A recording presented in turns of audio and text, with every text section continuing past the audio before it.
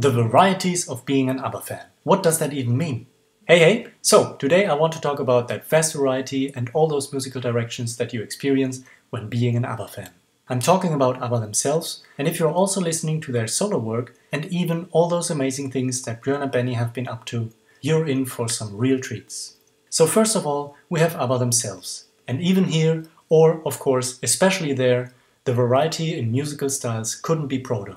Yes, they kept that familiar ABBA sound throughout, it's all amazingly consistent, but that has more to do with the treatment of their voices, Björn and Benny's production and Reto's involvement, as well as the coherent use of their studio band. What you will experience, however, is a 180 turn of style and mood between their first album from 1973 and their final album from 1981.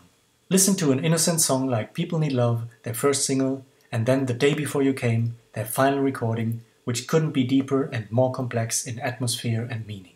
But even from each and every one of their 8 studio albums to the next, there is a strong musical evolution. They never wanted to do the same album or even the same song twice. They grew, they matured, and they took every possible genre to make it their own. You'll get hints of Swedish folk in a track like Arrival, European Schlager in something like I Do, I Do, I Do, or cabaret in Money, Money, Money. And they also took many other genres, including glam rock, reggae and funky jazz in songs like Man in the Middle or My Mama Said. And then they were inspired by the American music scene around Los Angeles in the mid-70s, musically and lyrically. They wanted to evolve, they did a bit of disco towards the end of the 70s, but in their very own style, and they even have their roots in classical music and musical. Just listen to their song I Let the Music Speak. And with all that combined, they reached pop perfection in songs like Dancing Queen or Take a Chance on Me, but also great rock tunes like Tiger and Hole in Your Soul. You'll get the most joyful songs and the most melancholic ones just with their 8 albums, and their musical variety couldn't be prouder, even though you might not sense it in the first place, because they were always ABBA themselves.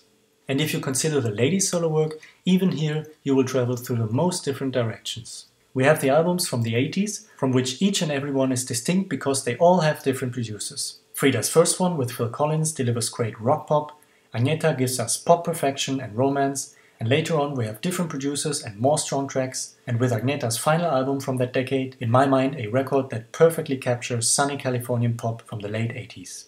But even in that decade we get a sense of what else they could do when we listen to Agnetha's 2 albums in Swedish language that she recorded with her children, one of them even being Christmas themed. And if you want more, you'll definitely get it with an entire own chapter from their early years before ABBA and even midway through when they recorded their Swedish solo albums. Frida incorporates some of her early influences of jazz, and Agnetha was her most prolific as a songwriter.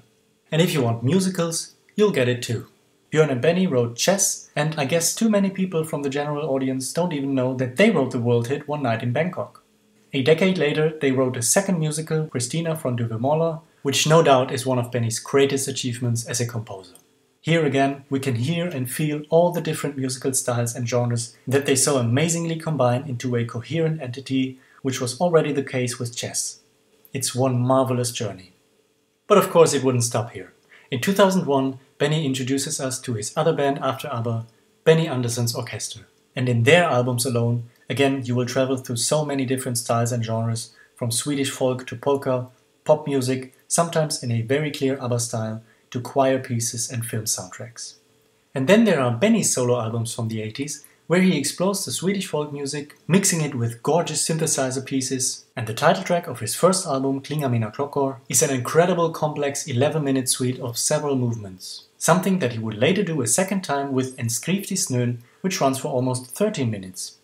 There is so much more to explore, and, well, it doesn't even end here, of course. There are some fantastic pop albums that Björn and Benny wrote and produced for Swedish artists throughout the 80s and 90s. And then we have, of course, both of their bands from before ABBA, the Hootenanny Singers and the Hepstars, and even here we will find some absolutely brilliant treasures. Also, we should not forget Björn and Benny's one and only solo album together as a duo, Lycka from 1970.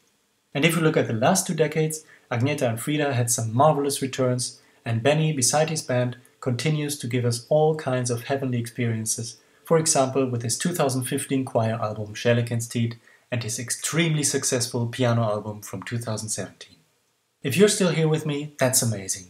It was so important for me to get this out, and to give a general overview of that vast variety that you get when being an ABBA fan, and even more so when you explore their solo works. I really love hearing from you, so let me know in the comments below what your favorite projects are.